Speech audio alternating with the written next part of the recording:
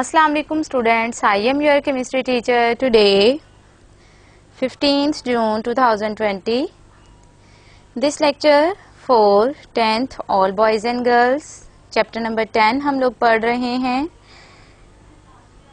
Chapter number 10 acid base and salts.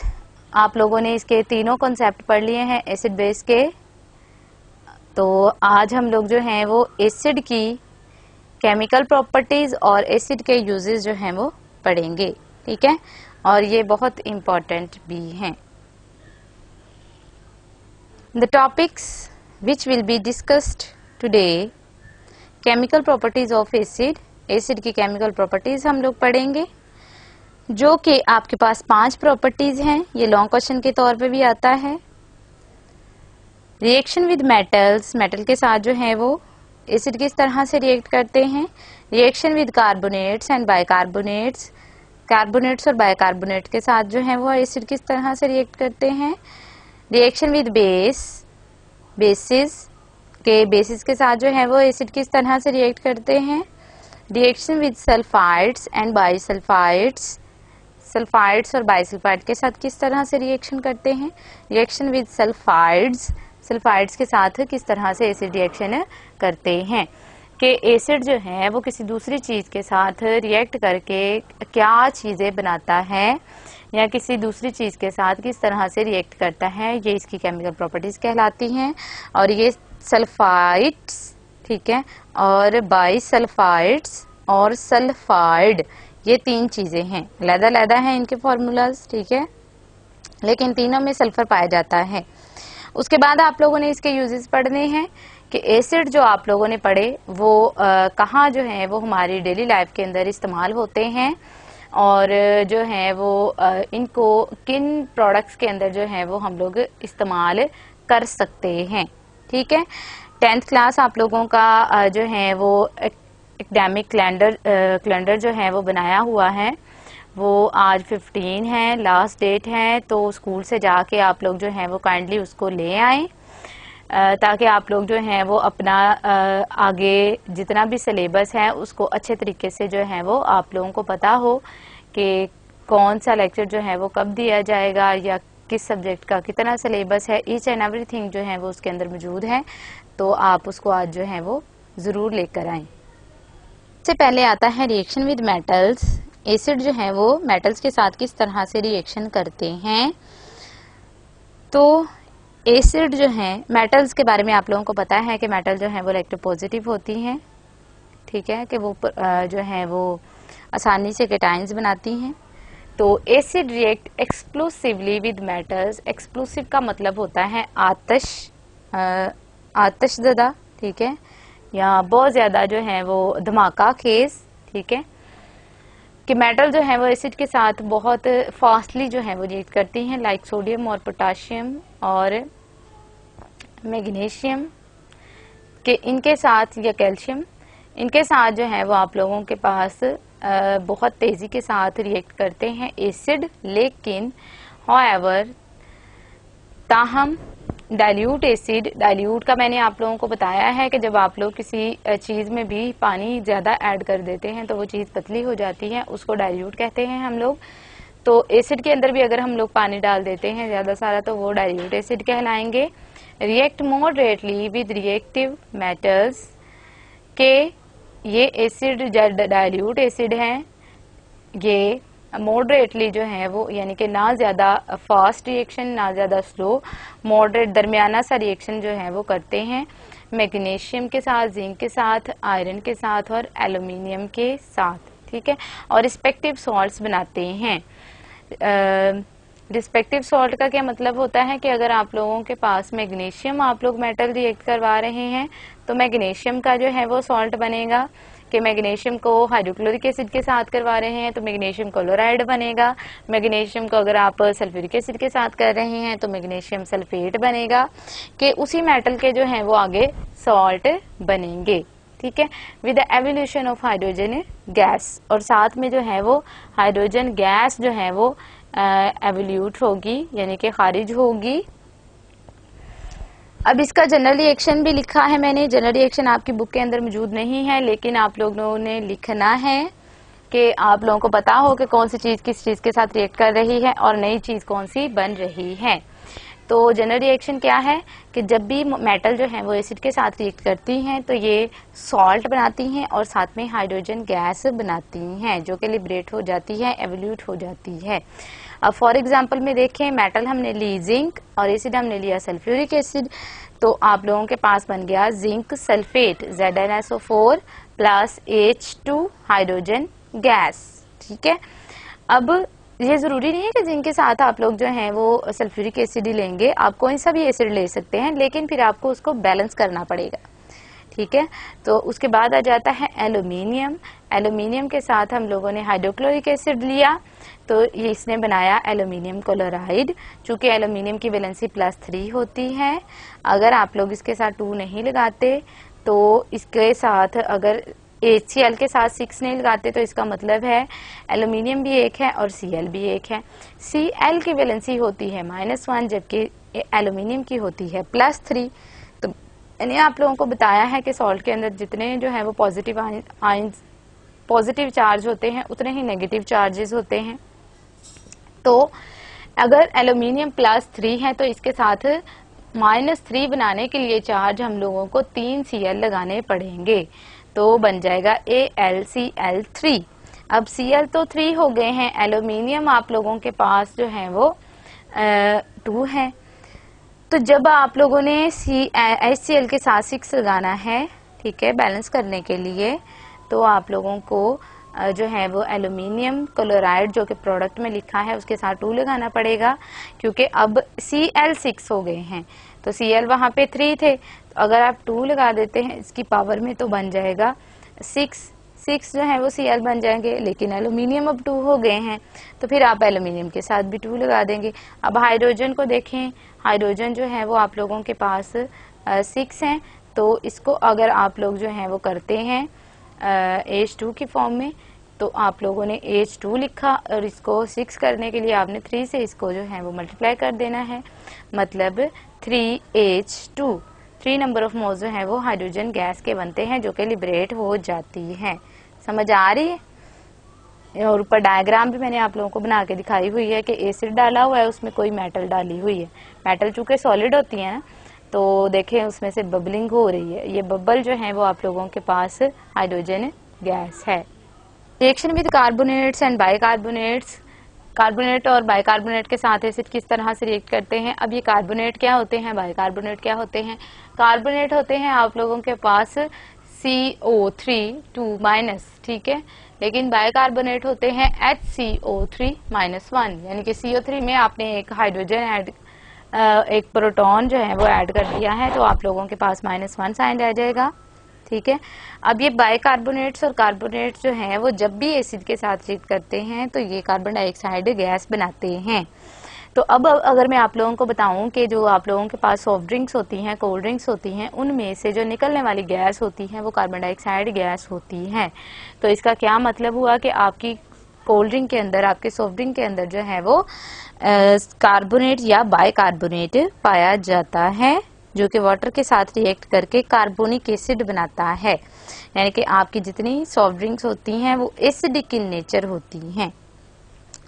Acids react with carbonates and bicarbonate to form corresponding salt या respective salt के acid जो है वो carbonate और bicarbonate के साथ रिएक्ट करके जो भी इसके साथ मेटल अटैच होगी, ठीक है, कार्बोनेट और बाइकार्बोनेट मैंने जो आप लोगों को बताया वो जो है वो आप लोगों के पास है वो आयनिक हालत में, लेकिन ये आयनिक हालत में नहीं होती, ये मेटल के साथ रिएक्ट करके रहती हैं।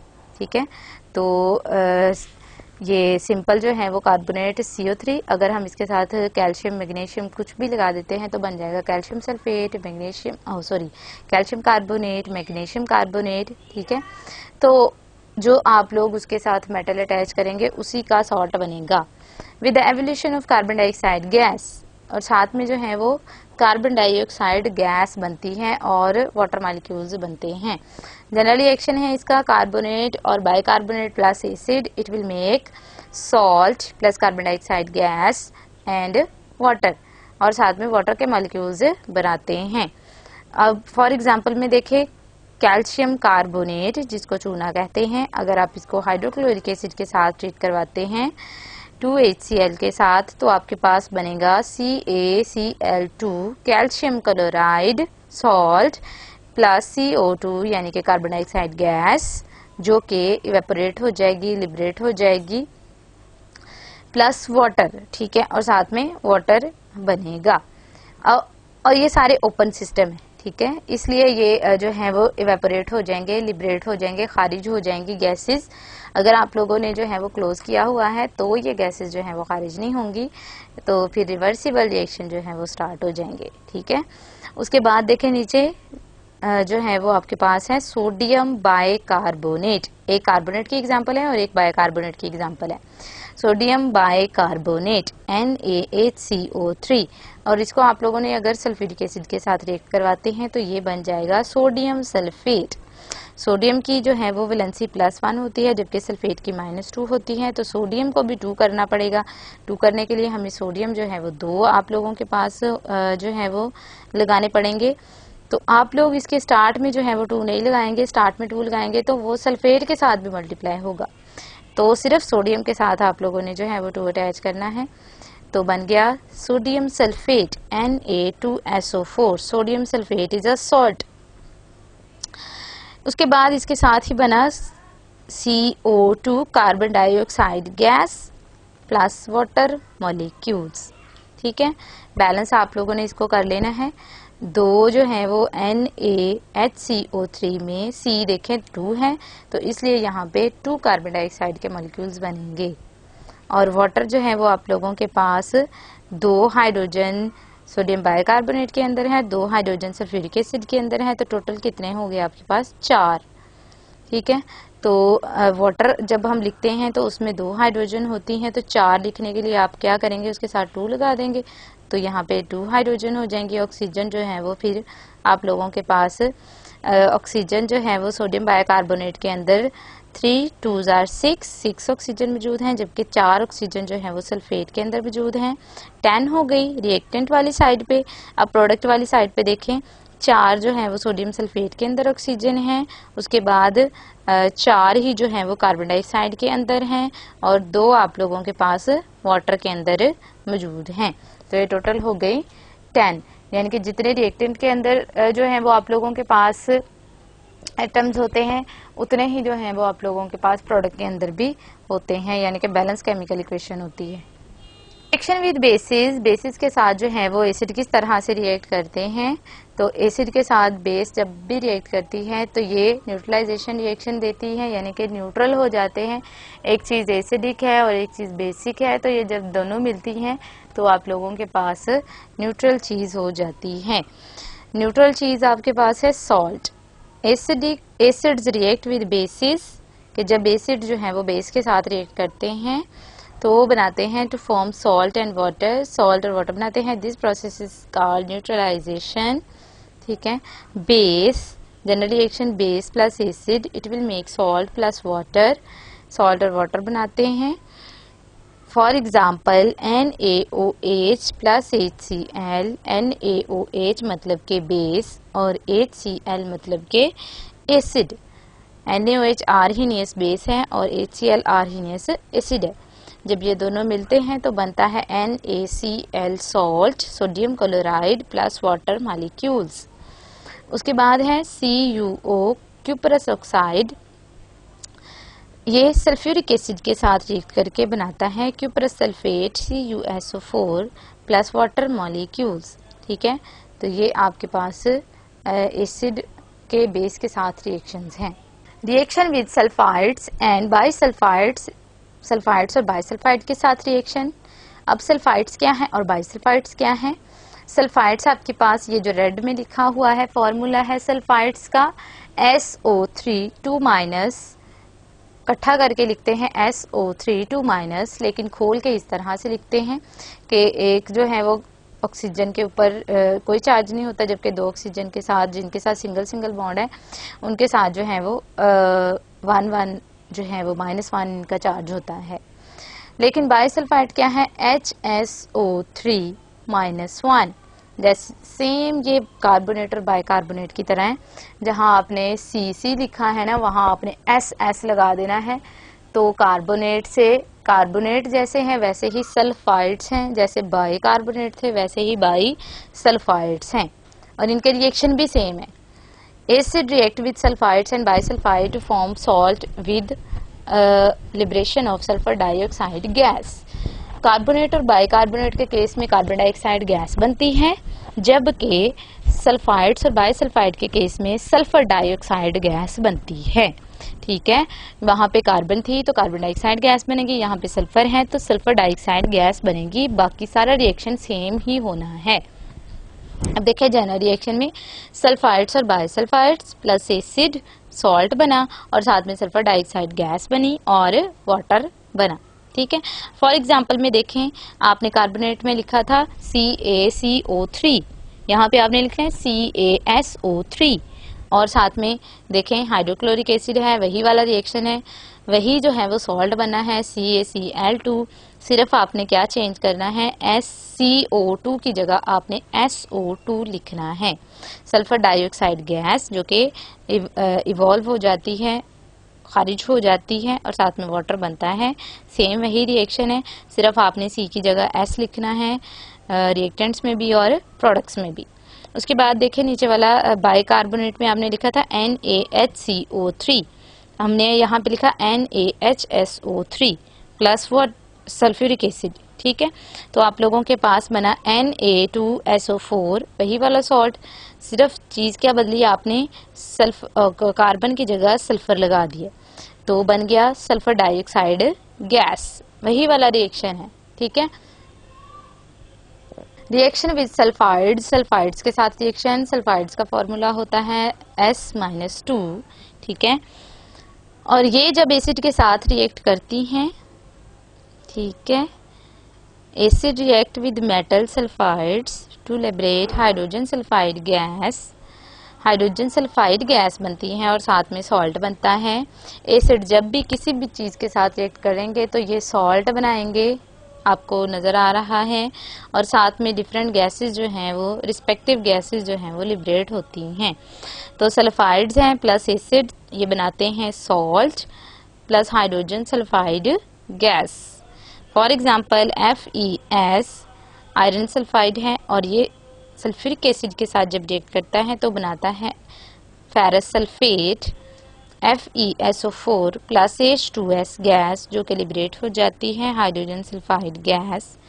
ठीक है, तो ये आप लोगों के पास, आप इसका एक रिएक्शन है, दो भी बना सकते हैं कि आप लोग यहाँ पे कैल्शियम CaS, ठीक है, कैल्शियम सल्फाइड, तो सल्फ्यूरिक एसिड के साथ ही रिएक्ट करवा लें तो कैल्शियम सल्फेट बन जाएगा और साथ में हाइड्रोजन सल्फाइड गैस बन जाएगी। तो ये जो है वो आप लोगों के पास जो रिएक्शन है 10th क्लास, आप लोगों ने इनको 5-5 दफ़ा हर एक रिएक्शन को लिखना है, क्योंकि ये रिएक्शन जो हैं वो आपको समझ आ जाएंगे, लेकिन जब आप इनको दोबारा लिखेंगे तो ये आपके दिमाग में नहीं होंगे। ये हमेशा प्रैक्टिस से आते हैं, तो आप लोगों ने जो है वो इनकी अच्छे तरीके से जो है वो इनकी प्रैक्टिस करनी है। 5-5 टाइम्स जो है वो आप लोगों ने इन रिएक्शंस को लिख के देखना है।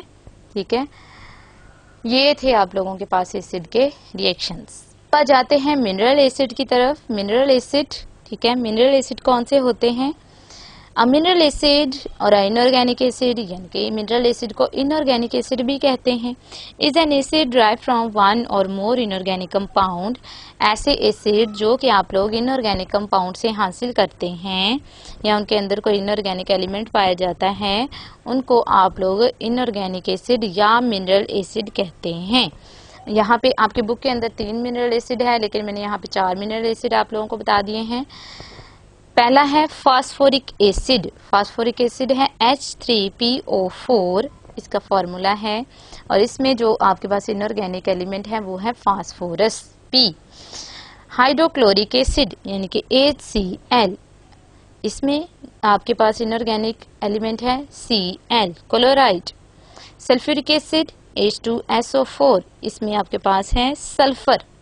नाइट्रिक एसिड HNO3, इसमें है आपके पास नाइट्रोजन, यानी कि जिसमें ऐसे एसिड जिनमें कोई इनऑर्गेनिक जो है वो एलिमेंट पाया जाता है या जो इनऑर्गेनिक कंपाउंड से हासिल किए जाते हैं, उनको आप लोग क्या कहते हैं? मिनरल एसिड, या उनका दूसरा नाम है इनऑर्गेनिक एसिड्स। अब आ जाते हैं एसिड के यूजेस की तरफ। तो मैंने आप लोगों को पहले भी बताया है कि एसिड जो है वो हमारे डेली लाइफ में बहुत ज़्यादा यूज़ होते हैं, ये बहुत सारी चीज़ों के अंदर पाए जाते हैं। जैसे आप लोगों के पास जितने भी इंसेक्टिसाइड, पेस्टिसाइड्स आप लोग यूज़ करते हैं वॉशरूम्स के अंदर, हार्पिक है या जो है वो उनके अंदर सल्फ्यूरिक एसिड होता है। ठीक है, जितने आपकी सॉफ्ट ड्रिंक्स हैं, कोल्ड ड्रिंक्स हैं, उनके अंदर कार्बोनिक एसिड होता है। और जितने आप लोगों के पास पेंट्स हैं उनके अंदर nitric acid, sulphuric acid, hydrochloric acid होता है। और जितनी आपकी खाने वाली चीज़ों को स्टोर करने के लिए जो चीज़ इस्तेमाल की जाती है वो है बेंजोइक एसिड और इथेनोइक एसिड। ये तमाम चीज़ें जो है वो आप लोग इस्तेमाल करते हैं अपनी डेली लाइफ में। और बहुत सारी जगहों पर भी जो है वो, दूसरी जगहों पर भी एसिड जो है वो यूज़ किए जाते हैं। मेडिसिन के अंदर जो है वो एसिड यूज़ किए जाते हैं। तो वन बाय वन करके जो है वो हम लोग हर एक एसिड के जो है वो यूजेस पढ़ेंगे। फर्स्ट नंबर पे आ जाता है सल्फ्यूरिक एसिड। सल्फ्यूरिक एसिड का फॉर्मूला होता है H2SO4 और इसको आप लोग किंग ऑफ द केमिकल्स भी कहते हैं। ये बहुत ज़्यादा कंसनट्रेटेड होता है, ये बहुत ज़्यादा क्रूसिव होता है। तो इसके जो है वो यूजेस हैं। Sulphuric acid is used to manufacture fertiliser. Sulphuric acid जो है वो खादे बनाने, फर्टिलाइजर मतलब खादे बनाने के लिए भी इस्तेमाल किया जाता है, खाद बनाने के लिए। तो कुछ फर्टिलाइजर के नाम यहाँ पे दिए हुए हैं: ammonium sulphate, calcium super phosphate, ये फर्टिलाइजर्स हैं दोनों। ठीक है, एक्सप्लोसिव को बनाने के लिए, एक्सप्लोसिव मतलब धमाका खेज अशिया बनाने के लिए भी सल्फ्यूरिक एसिड इस्तेमाल किया जाता है। पेंट बनाने के लिए भी इस्तेमाल किया जाता है, डाइज बनाने के लिए इस्तेमाल किया जाता है, ड्रग्स यानी कि मेडिसिन इंडस्ट्री में भी इस्तेमाल किया जाता है। It is also used as an electrolyte in the lead storage battery. जो लेड स्टोरेज बैटरीज होती हैं उनके अंदर सल्फ्यूरिक एसिड एज इलेक्ट्रोलाइट जो है वो यूज़ किया जाता है। पहली डायग्राम है आपके पास एक्सप्लोसिव की, दूसरी है आप लोगों के पास डाइज की, तीसरी है पेंट्स की। ठीक है, तो ये सल्फ्यूरिक एसिड के यूजेस हैं। ये जितने भी यूजेस हैं ये लॉन्ग क्वेश्चन के तौर पे भी आते हैं 10th क्लास, और शॉर्ट क्वेश्चन के भी तौर पे आते हैं, इसलिए इनको अच्छे तरीके से जो है वो याद कर लीजिएगा। सेकेंड आता है नाइट्रिक एसिड, जिसका फॉर्मूला है HNO3। Nitric acid is used in the manufacturing of fertiliser. ये भी फर्टिलाइजर बनाने के लिए इस्तेमाल किया जाता है। यहाँ पे फर्टिलाइजर है अमोनियम नाइट्रेट, क्योंकि डिफरेंट तरह के प्लांट्स को डिफरेंट तरह के जो है वो मिनरल्स की ज़रूरत होती है, सॉल्ट्स की ज़रूरत होती है। ठीक है, कुछ को सल्फर चाहिए होती है, उनके लिए जो है वो सल्फ्यूरिक एसिड से जो है वो फर्टिलाइजर इस्तेमाल किए जाते हैं क्योंकि उसमें सल्फर होती है। यहाँ पे कुछ प्लांट्स को नाइट्रोजन चाहिए होती है। ठीक है, तो उनको जो है वो आप लोगों के पास हम नाइट्रिक एसिड से जो है वो फर्टिलाइजर बनाते हैं, जैसे अमोनियम नाइट्रेट है। उसके बाद एक्सप्लोसिव के तौर पे भी इस्तेमाल किए जाते हैं, पेंट में भी इस्तेमाल किए जाते हैं, ड्रग्स में भी इस्तेमाल किए जाते हैं, and itching designs on the copper plates. Copper की प्लेट्स के ऊपर जो है वो डिजाइन बनाने के लिए भी नाइट्रिक एसिड को इस्तेमाल किया जाता है। पहली डायग्राम है आप लोगों के पास मेडिसिन, दूसरी पेंट और तीसरी फर्टिलाइजर की। नेक्स्ट आ जाता है hydrochloric acid. Hydrochloric acid HCl। ये हम लोग जो है वो हाइड्रोक्लोरिक एसिड आप लोगों को मैंने बताया था कहाँ, हमारी बॉडी में कहाँ पाया जाता है, हमारे स्टमक के अंदर। ठीक है, और वो उसका पर्पस क्या होता है, फूड की डाइजेशन।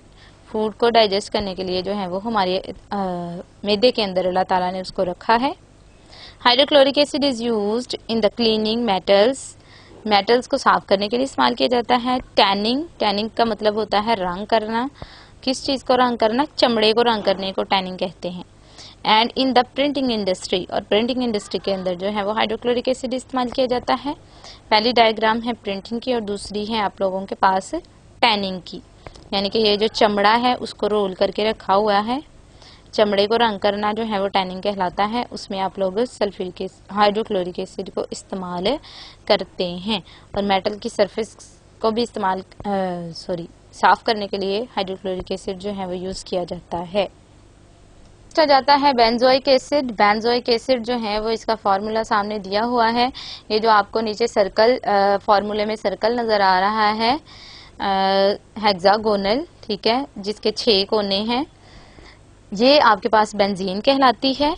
अगर इसके साथ जो है वो COOH यानी कि C double bond O oxygen और इसके साथ OH ग्रुप लगा दिया जाए तो ये बेंजोइक एसिड बन जाता है।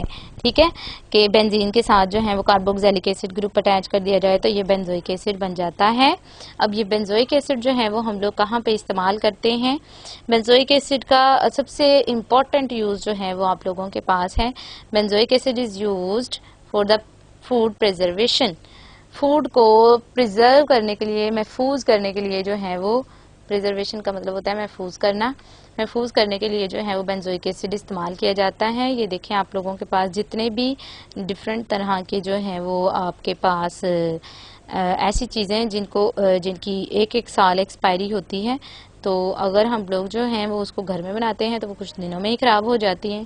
ठीक है, लेकिन जो आप लोग बाज़ार से सेल करते हैं उनको आप लोग जो हैं वो काफ़ी देर तक रख सकते हैं, यूज़ कर सकते हैं। तो उनके अंदर जो है वो हम लोग जो केमिकल यूज़ करते हैं उसको हम लोग कहते हैं बेंजोइक एसिड। कि ये जितने भी आप लोगों के पास जो है वो मुरब्बा जात हैं या अचार हैं या जितनी भी आपके पास जिस लिक्विड स्टेट में जो वैरायटी होती है उनको स्टोर करने के लिए हम लोग जो हैं वो बेंजोइक एसिड इस्तेमाल करते हैं। के बाद आ जाता है एसिटिक एसिड। एसिटिक एसिड जो है जिसका फॉर्मूला है CH3COOH, और अगर इसको आप लोग इसका स्ट्रक्चर फॉर्मूला भी सामने दिया हुआ है। एसिटिक एसिड सिरका, acetic acid is used for the flavouring of food. Food को फ्लेवर देने के लिए भी इस्तेमाल करते हैं, एंड फूड प्रिजर्वेशन, और फूड को सेव करने के लिए भी इस्तेमाल करते हैं। It is also used for the manufacture जो है द स्टिंग ऑफ स्वैप, कि ये आप लोगों के पास जो है वो प्रेजेंट होता है। जो भीड़ का डंग होता है उसके अंदर भी मौजूद होता है एसिटिक एसिड। ठीक है, सॉरी, कि भीड़ के डंग को जो है वो जब भीड़ जो है वो काट देता है तो उसके ऊपर उसको ख़त्म करने के लिए जो है वो हम लोग एसिटिक एसिड इस्तेमाल करते हैं। क्योंकि भीड़ का डंग जो है वो आपके पास होता है बेसिक इन नेचर, तो जब आप लोग उसके ऊपर एसिड लगा देते हैं तो वो न्यूट्रल हो जाता है। ठीक है, उसको न्यूट्रलाइज करने के लिए जो है वो आप लोग एसिटिक एसिड इस्तेमाल कर सकते हैं। उसके बाद इसको फूड के अंदर फ्लेवर लाने के लिए भी इस्तेमाल किया जाता है, जैसा कि आप लोगों ने सुना होगा सिरके वाला अचार। ठीक है, उस अचार के अंदर जो है वो एसिटिक एसिड डाला जाता है, सिरका डाला जाता है उसका टेस्ट को इंक्रीज करने के लिए। और वैसे भी आप लोग जो है वो घरों में एसिटिक एसिड, सिरका जो है वो डिफरेंट चीज़ों के अंदर यूज़ करते हैं, और फूड को जो है वो प्रिजर्व करने के लिए भी एसिटिक एसिड को यूज़ किया जाता है। ये जो है वो इसके यूजेस हैं। इनको अच्छे तरीके से जो है वो आप लोगों ने 10th क्लास याद करना है, शॉर्ट वाइज भी और लॉन्ग वाइज भी, ये कोई इतने मुश्किल नहीं है। नेक्स्ट आ जाते हैं नेचुरली अकरिंग एसिड, के कुदरती तौर पे पाए जाने वाले एसिड, और ये जो है वो तकरीबन इनमें से ज़्यादा सारे जो हैं वो ऑर्गेनिक एसिड्स हैं। ठीक है, ऑर्गेनिक, आपने पहले इनऑर्गेनिक एसिड्स पढ़े, ये हैं ऑर्गेनिक एसिड्स। ठीक है, ऑर्गेनिक एसिड्स का मतलब होता है कि उनके अंदर जो है वो कार्बन, ऑक्सीजन और हाइड्रोजन, ये तीन ही एलिमेंट पाए जाते हैं, इसके अलावा इनऑर्गेनिक एलिमेंट कोई नहीं होता। ठीक है, सिट्रिक एसिड, सिट्रिक एसिड जो है वो सिट्रस फ्रूट्स के अंदर, यानी कि खट्टे जो आप लोगों के पास फ्रूट्स होते हैं जिनके अंदर खटास होती है, फॉर एग्जांपल लेमन है, ऑरेंजेस है, इनके अंदर, ग्रेप्स हैं, इनके अंदर सिट्रिक एसिड पाया जाता है। लैक्टिक एसिड, लैक्टिक एसिड जो है वो सॉर मिल्क के अंदर जो है वो पाया जाता है। खट्टा जो दूध हो जाता है, दूध जब खट्टा हो जाता है, जब खराब हो जाता है, उसके अंदर जो है वो लैक्टिक एसिड मौजूद होता है।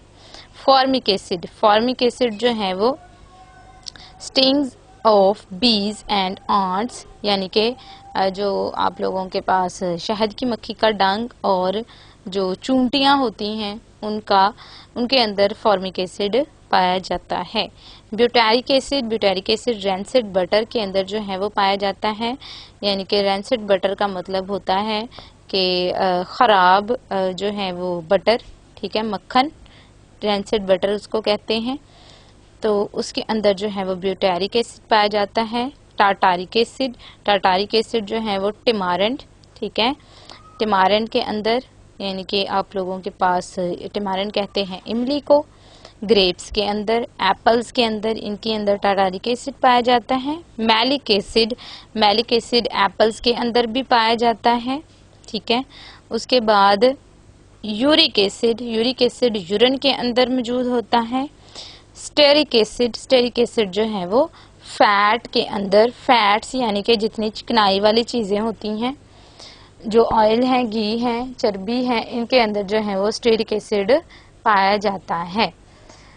इनमें से एक एमसीक्यूज मस्ट आता है बोर्ड के पेपर में, ठीक है। 1 नंबर जरूर है इसका कि आपसे पूछा जाता है कि यूरिक एसिड किस में पाया जाता है, या मैलिक एसिड किस में पाया जाता है, या सिट्रिक एसिड किस में पाया जाता है।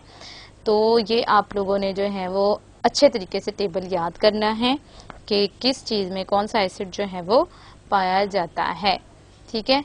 Thank you 10th class. Lecture को अच्छे तरीके से जो है वो सुनिएगा और अच्छे तरीके से जो है वो इसको याद भी कर लीजिएगा, ठीक है। और इसके एक्सपेरिमेंट जो है वो जब आप लोग आएंगे तो आपको मैं जो है वो लैब में लेके जाके करके दिखाऊंगी, ठीक है।